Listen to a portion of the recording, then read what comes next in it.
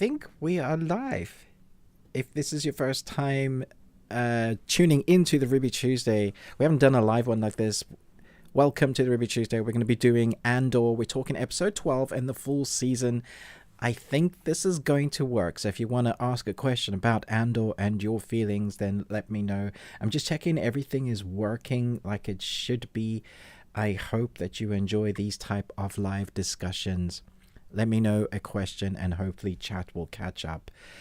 So today's the last episode of the first season of Andor. Andor, I guess as you've been following along, you've been seeing what it's been about. To catch you up on the synopsis of Andor, in case this is your first time coming into it, should you be watching it? Yes, this is one of the best series of television on now. It's a prequel series to the Star Wars Rogue One. In an era filled with danger, deception, and intrigue, Cassian will embark on the path that is destined to turn him into a rebel hero. And I think rebel hero, that is the really key thing here. Rebel being that they're not rebels yet. So what I really liked about this series, especially building up to that episode 12, we've had almost three sort of key moments. The episodes are in three key stages, 3, 6, 9, 12. We have three bits of story arcs, and every third episode we reach a crescendo of the story, kind of building up into a place that really feels like it's building our rebels. So we're in a story where they aren't rebels yet, but the Empire is kicking everybody's ass and everybody is quiet. We haven't really got our heroes properly yet. And I loved that the fact that you could watch this as a non-Star Wars fan.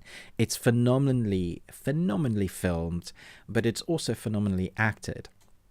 Can I say the word phenomenally well without actually tripping over a tongue-tied word? Phenomenally. I loved certain characters. I think standouts for me will probably be Andy Serkis as one of the best actors.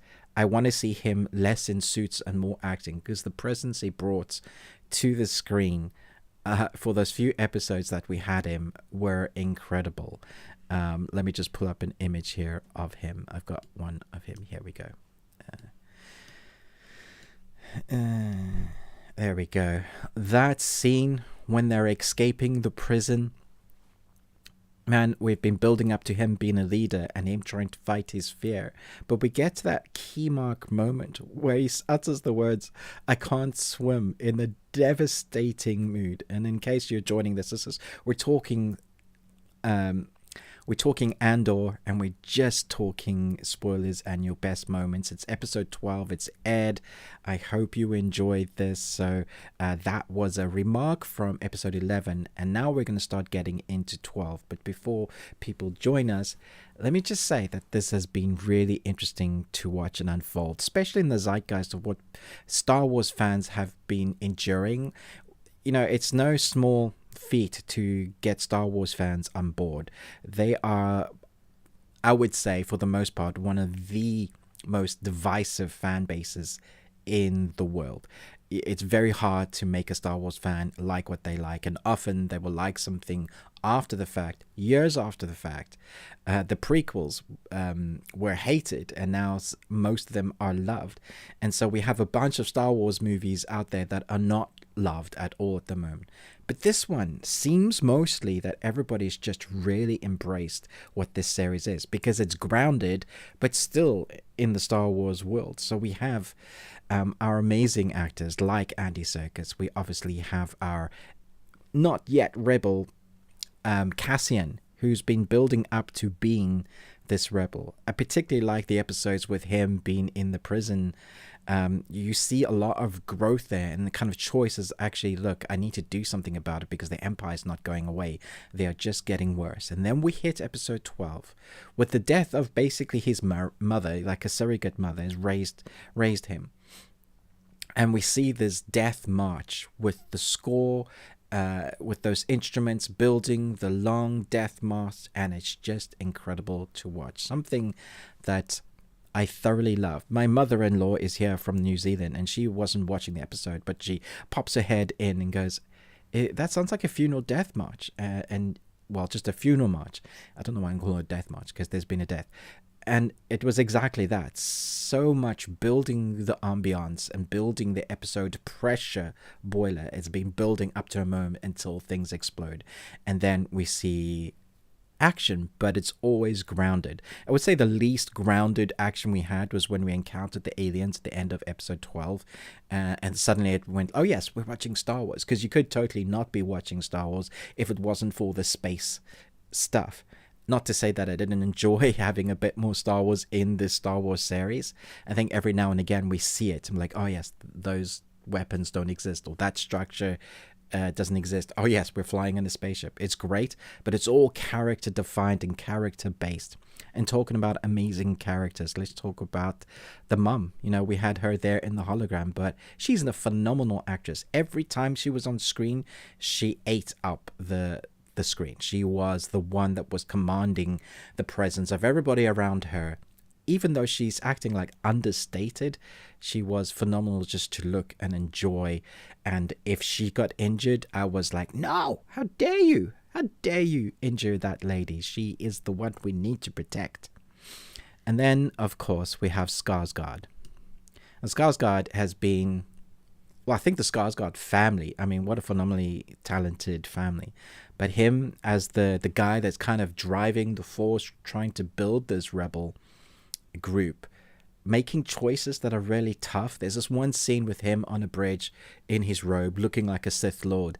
And I think that speaks to this series of how grounded it is, because there's so much going into the series. Our characters are not just good. They're not just bad. They're multi-layered. Some movies and Star Wars films can be the good guys and the bad guys, but actually in reality here we have multifaceted dimensional characters, and that means they are sometimes doing bad stuff to, you know, for the greater good. And how far can you push that? And yeah, we see a character that is willing to push the boundaries very far in order for the greater good.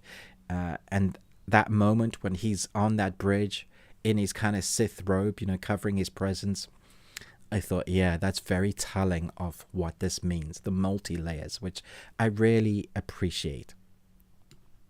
And then, of course, we have, I think,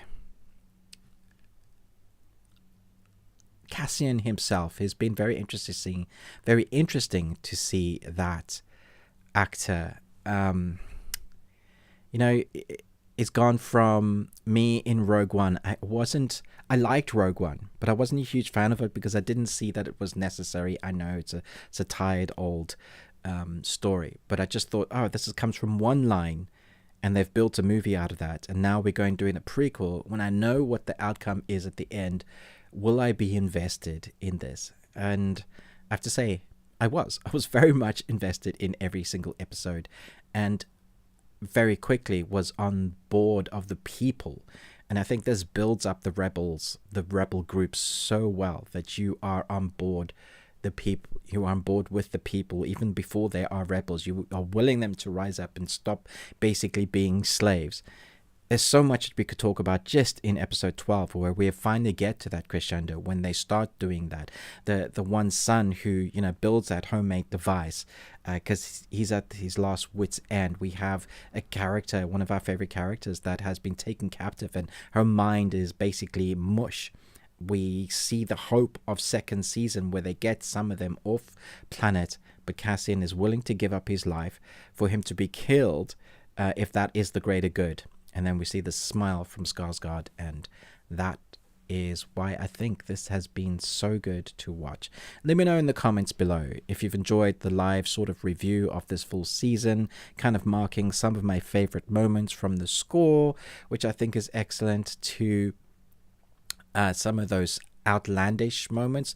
And whenever they're big, it's worth it because they've built up to it, but really it's the characters that define this. If I were to rate this series in a whole, it grew for me. I thought the first couple of episodes were slow going, but as it built, I understood why they had to build that world and the story they were telling. Disney didn't use screens for this. It was all sets, and it felt tangible and real. I would give this a solid 5 Nicolas Cages out of 5. Because I wouldn't want to change anything. I understand the story building, understand where season 2 is going to go, but in my opinion, this is one of the better series of TV, not just Star Wars, that we've had. Let me know your thoughts down below. Which is your favorite character? Who's your, your favorite? What was your favorite moment in this and your favorite episode? I think Andy Serkis is definitely a standout. Fiona Shaw, fantastic actress, and then obviously we have Cassian himself. The android, again, a character I loved. Always loving those androids in Star Wars. Thanks so much for watching. I'm going to stop this streaming and see that it's recorded. Hopefully someone will see it. Thanks so much for watching, but most of all, until next time, remember, live long and Tuesday.